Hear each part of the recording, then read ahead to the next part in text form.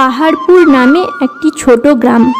চারপাশে সবুজ মাঠ, কাঁচা রাস্তা, পুকুর, খেজুর গাছ আর সজীবতার ছোঁয়া। সেই গ্রামেই পাশাপাশি বাড়ি ছিল দুই বন্ধুর, অসীম আর বিট্টু। অসীম ছিল গ্রামের এক প্রভাবশালী জমিদার বাড়ির ছেলে। ছোটবেলা থেকেই তার মধ্যে একটা অহংকার কাজ করত। সে ভাবত তার জন্মই হয়েছে অন্যদের উপর রাজত্ব করার জন্য। আর বিট্টু, সে ছিল একজন সাধারণ চাষির ছেলে। পরিশ্রম আর সাদামাটার মধ্যে তার জীবন গড়ে উঠেছিল। সে ছিল খুব পরিশ্রমী আর বিনয়ী। ছোটবেলা বিট্টু যখন মাটিতে পড়ে যেত, অসীম হাত বাড়িয়ে উঠিয়ে দিত বটে, কিন্তু বলতো, দেখিস বিট্টু, আমি একদিন শহরে গিয়ে আরো অনেক ধনী হয়ে উঠব। তোদের মতো মাঠে কাজ করতে হবে না, তুই সারা জীবন এই গরিব চাষার ছেলে হয়েই থেকে যাবি। বিট্টু মৃদু হেসে উত্তর দিত, মানুষ বড় হয় মন আর পরিশ্রম দিয়ে অসীম। কে জানে, একদিন হয়তো তোর চেয়েও বড় কিছু করতে পারি। অসীম এই কথা শুনে হেসে উড়িয়ে দিত। সময় এগিয়ে গেল, তারা স্কুল শেষ করলো। অসীম একটি বড় নামকরা কোম্পানিতে চাকরি পেয়ে গ্রাম ছেড়ে শহরে চলে গেল। নতুন জীবন, নতুন শহর, নতুন মানুষজন, সব কিছুতেই সে মুগ্ধ হয়ে গেল। প্রথম প্রথম বিট্টুকে ফোন করত, কিন্তু ধীরে ধীরে তার সাথেও যোগাযোগ কমিয়ে দিল। শহরের চাকরি আর বিলাসী জীবনযাপনে সে ভীষণ অহংকারী হয়ে উঠল। গ্রামের বন্ধুদের কথা তার এখন আর মনে পড়ে না, তাদেরকে সে তুচ্ছ মনে করত। এদিকে বিট্টু গ্রামেই থেকে গেল, কিন্তু সে হাল ছাড়ল না। ছোটবেলা থেকে সে বাবার সাথে চাষের কাজে হাত লাগাতো। ধীরে ধীরে সে বুঝতে পারল এবং ভাবল, না, এভাবে চলবে না। কৃষিকাজকে উন্নত করতে হলে নতুন প্রযুক্তি আর বিজ্ঞানকে কাজে লাগাতে হবে। ইন্টারনেটের সাহায্যে সে নতুন নতুন পদ্ধতি শিখল ড্রিপ ইরিগেশন, জৈব সার প্রস্তুত, হাইব্রিড বীজ বপন আর আধুনিক যন্ত্রপাতি ব্যবহার করা। প্রথম দিকে গ্রামের লোকেরা তাকে নিয়ে হাসাহাসি করত। কেউ কেউ বলতো, এইসব নতুন নতুন পদ্ধতিতে কিছু হবে না রে বিট্টু, মাটিতে চাষ কর, গরু দিয়ে হাল চালা, ধান রোয়া, এভাবেই তো হচ্ছে এতকাল। কিন্তু বিট্টু থামল না। সে নিজের সঞ্চিত টাকা দিয়ে ছোট একখণ্ড জমিতে আধুনিক পদ্ধতিতে চাষ শুরু করলো। আর ফসল এত ভালো হলো যে সবার চোখ কপালে উঠল। ধীরে ধীরে সে আরও বড় জমি লিজে নিল, শ্রমিক নিয়োগ করল, ফার্ম বড় করল। কিছুদিনের মধ্যেই পুরো গ্রামের সবাই তাকে সমীহ করতে শুরু করলো। তার ফার্মে এখন অনেক লোক কাজ করে, ভালো মজুরি পায়। গ্রামের বেকার যুবকরা এখন তার ফার্মে কাজ পেয়ে রোজগারের উপায় খুঁজে পেল। এমন সময়ই হঠাৎ করে পৃথিবী জুড়ে নেমে এলো এক ভয়ঙ্কর বিপর্যয়, কোভিড-19 মহামারী। শহরের সব কিছু বন্ধ হয়ে গেল। কলকারখানা, অফিস, দোকান সব তালা পড়ে গেল।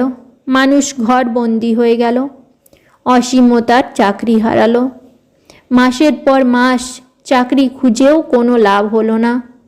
শহরের ব্যয়বহুল জীবনে টিকতে না পেরে একদিন সে গ্রামে ফিরে এলো। গ্রামে ফিরে এসে সে তার নিজের বাড়ির চারপাশের চেনা পরিবেশ দেখে অদ্ভুত একটা লজ্জা আর বেদনা অনুভব করল। কিন্তু সবচেয়ে বেশি বিস্মিত হলো বিট্টুকে দেখে। সেই ছেলেটি যাকে সে একসময় তুচ্ছ ভাবত, আর সে গ্রামের সবচেয়ে সফল মানুষ হয়ে গেছে আজ। চাকরি করে চাকর নয়, বুদ্ধি খাটিয়ে মালিক হয়ে গেছে সে। বিট্টু তখন তার মাঠে নতুন ফসলের কাজ করছিল। দূর থেকে অসীম তাকে দেখে কিছুটা দ্বিধা নিয়ে এগিয়ে এলো। বিট্টু তাকে দেখে মিষ্টি করে হাসল। কেমন আছিস রে অসীম? কতদিন পর এলি? এতদিন পর বন্ধুকে মনে পড়ল? অসীম একটু কুণ্ঠিত গলায় বলল, ভালো নেই রে বিট্টু, চাকরি চলে গেছে। শহরে আর থাকতে পারিনি, তাই। বিট্টু তার কাঁধে হাত রেখে বলল, তোর জন্য দুঃখ হচ্ছে, কিন্তু এখানে তুই নিশ্চিন্ত থাক। যা দরকার হবে আমাকে বলিস।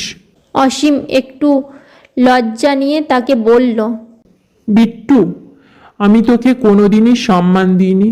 সব সময় ভাবতাম আমি বড় আর তুই ছোট, কিন্তু আজ বুঝলাম তুই আসলেই বড়। আমাকে ক্ষমা করে দে রে। বিট্টু চোখে জল নিয়ে বলল, তুই আমার বন্ধু, তোর সাথে কোনোদিনই হিসাব ছিল না আমার। তুই যা পারিস আমার সাথে থেকে কাজ কর, নতুন কিছু শিখবি, ভালো থাকবি। গ্রামের মানুষও তাকে নতুন চোখে দেখতে শুরু করলো। শহরের চাকরিজীবী অহংকারী অসীম এখন এক অন্য মানুষ। সে শিখে নিল যে মানুষ যাই করুক, যেখানে থাকুক, যদি সে মানুষের পাশে থাকে আর পরিশ্রম করে, তবে সে সম্মান পাবে আর জীবনে কিছু করতে পারবে। সেই দিন থেকে অসীম আর বিট্টু আবার আগের মতো বন্ধু হয়ে গেল। তারা একসাথে কাজ করত, একসাথে বসে গল্প করত আর জীবনে এগিয়ে যাওয়ার পথে স্বপ্ন দেখত। অসীমের মনে এখনও মাঝে মধ্যে শহরের স্মৃতি আসে, কিন্তু তখন সে আয়নার সামনে দাঁড়িয়ে মনে মনে বলে, অহংকার নয়, মানুষের ভালোবাসাই আসল। আর যতদিন পরিশ্রম করব, ততদিন এই মাটি আমাকে বাঁচিয়ে রাখবে। গ্রামের মানুষ আজও বলে, দুই বন্ধু যেন দুই পাখি, এক সময় হারিয়ে গিয়েছিল, কিন্তু শেষে আবার একসাথে উড়ে গেল আকাশে, লক্ষ্য অনেক উঁচু, গগনচুম্বী। এটা কিন্তু ঠিক নয়। তোমরা ভিডিও দেখছো আর সাবস্ক্রাইব না করেই চলে যাচ্ছ। যাও, গিয়ে তাড়াতাড়ি সাবস্ক্রাইব করে এসো।